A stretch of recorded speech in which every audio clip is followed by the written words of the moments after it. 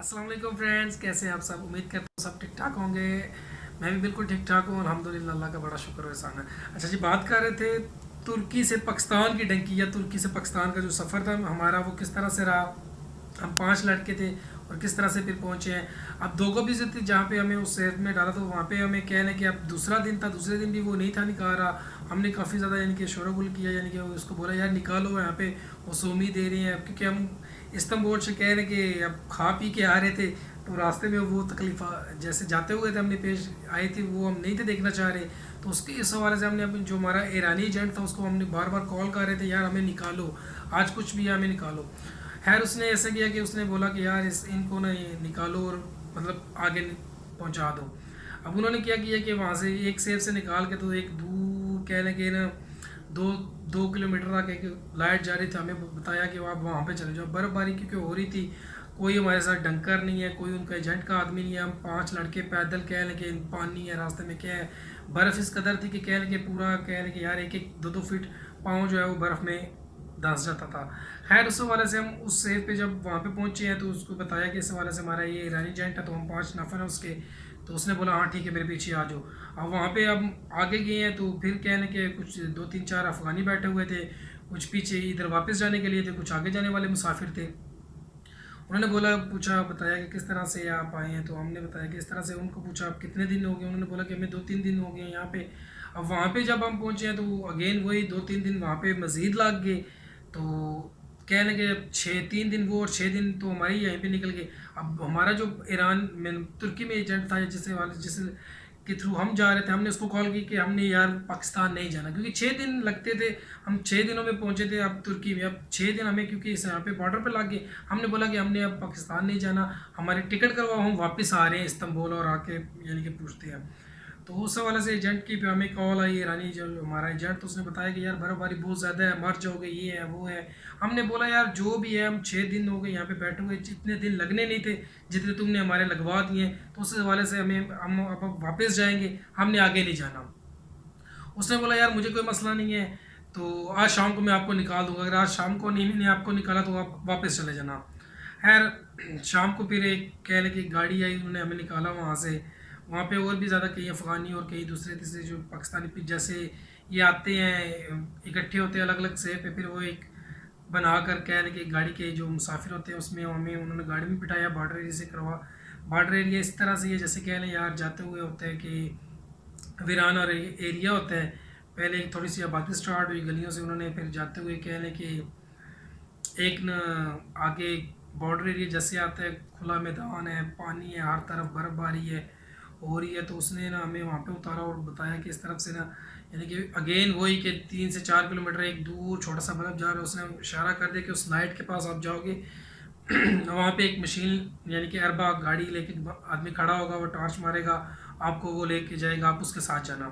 वो इस तरह से उसने हमें एक नाम बताया, उसके साथ जाना, किसी और के साथ नहीं जाना। अब हम उससे लाग उस मतलब तकरीबन हम 15 से कह रहे कि 20 लड़के थे। अब कुछ अफ़गानी थे, क्योंकि अफ़गानियों को ये कुरमांजी जो है ये फ़ारसी से थोड़ी मुशाबत है, इनको ये ज़ुबान समझ आती है।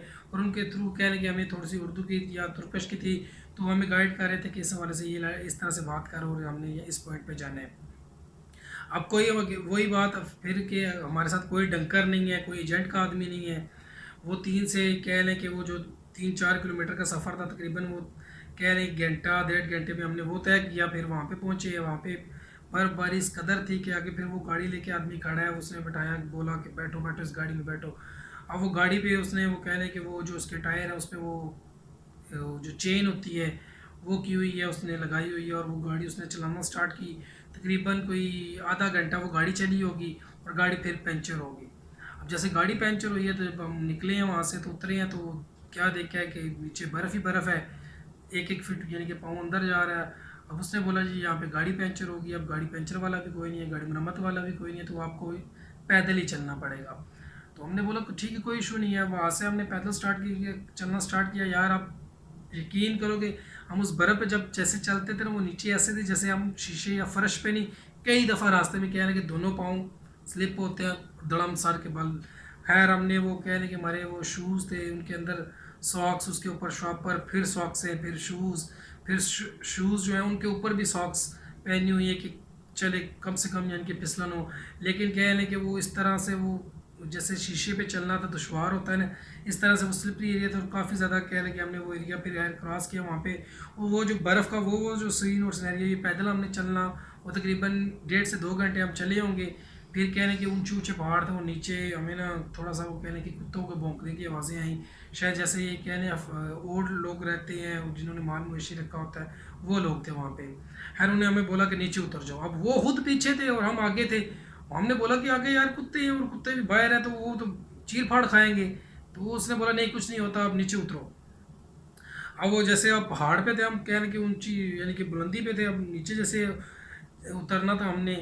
तो वो हमें क्यों कह रहा था, खुद क्यों पीछे था कि उस एरिया में कह रहे कि जैसे पहाड़ होता है तो अब कोई बर्फबारी इस कदर थी कि कोई आइडिया नहीं होता कि किस जगह पे यानी कि पाँव स्लिप कर जगह खड्डा है या क्या है या कुछ है। हमें आगे इसलिए था कि चले ये रास्ता बन जाएगा, ये लोग उतरेंगे, रास्ता बन जाएगा तो मैं इजीली वो उतर जाएगा जो पीछे वाला डंकर था। खैर उसने हमें उधर उतारा और नीचे कहने कि अब एक कमरा नुमा सा क्या पहाड़ सा बना हुआ है, उसमें पत्थरों की वो ईंटें सी लगी हुई हैं। उसने बोला कि जी इस यहाँ पे आप चले जाओ। अब हम यहाँ पे चले गए। खुद वो कह रहे कि आग जलाई हुई है तो दूसरे कमरे में वहाँ पे चले गए, यहाँ पे ख्वाब या रात गुजारें, इंशाल्लाह कल सुबह को आपका सफ़र स्टार्ट होगा। अब ना तो कह लें कि अब वो बर्फ़बारी शदीद हो रही है, ना कुछ खाने का है ना पीने का है। यहाँ पे आते हुए हमें ये टेंशन या फ़िक्र नहीं थी कि प्यास की शिद्दत इसलिए नहीं थी कि बर्फ़ पड़ी हुई थी, जहाँ पे भी प्यास लगती थी बर्फ़ उठाते थे, चूस लेते थे और प्यास बुझ जाती थी। खाने के लिए कह लें कि हमने खजूरें रखी हुई थी अपने साथ, जो हम तुर्की इस्तांबुल से लेके निकले थे। कुछ चॉकलेट्स थी और एक बिस्किट थे, इस तरह से कुछ चीज़ें ऐसी थी जो हमने अपने साथ रखी हुई थी कि हमारे सफ़र में वो दुश्वारी। अब यहाँ पे ये जो रात है कह रहे कि सारी रात फुल बर्फ़बारी हो रही है वो पहाड़ों के दरमियान में, ना कोई दिया ना कुछ ना लाइट। खैर कुछ लड़के यानी कि पेशाब करने के घर से बाहर की तरफ निकले हैं तो वो उनके जो वो कह रहे कि उन्होंने ना वो गायें भैंसें रखी हुई थी, उनके वो उपले से होते हैं, गोबर सा बना हुआ होता है, तो वो मिल गया कई लड़कों को। तो वो लड़के अंदर ले आए, तो फिर हमने कहने कि लाइटर या माचिस था उस तरह से हमने आग जलाई सारी रात बैठ के। वो आग कह लें कि वो लेते रहे हैं, कुछ पाँव को उतार ये वो पूरी रात हमने कह लें कि वहाँ पे बैठ के गुजारी है बिल्कुल स्टिल, क्योंकि वो छोटा सा गार नुमा सा था और उसमें वो कह लें कि हवा भी क्रॉस होती थी और जैसे हवा क्रॉस होती थी कह लें यार जानलेवा थी।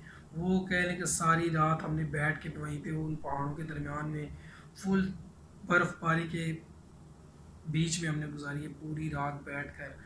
और प्यास का वही मैंने आपको जैसे बताया कि अगर प्यास लगती तो बाहर जाते थे, बर्फ़ पड़ी होती थी, बर्फ़ ले आते तो वो चूस लेते थे। खैर वो सारी रात हमने कह रहे कि ऐसे ही फिर बैठ के गुजारी। अगला दिन हमारा सफ़र फिर किस तरह से स्टार्ट हुआ और कितने दिनों का था, वो इंशाल्लाह आपको हम की जो मेरी आने वाली वीडियो है मैं उसमें बताएंगे कि किस तरह से हमने फिर अपना जो अगला सफ़र था वो तय किया और आगे किस तरह कितनी बर्फ़ में हम आए, किस तरह से हमने वो जो ईरान और तुर्की का बॉर्डर है वो क्रॉस किया।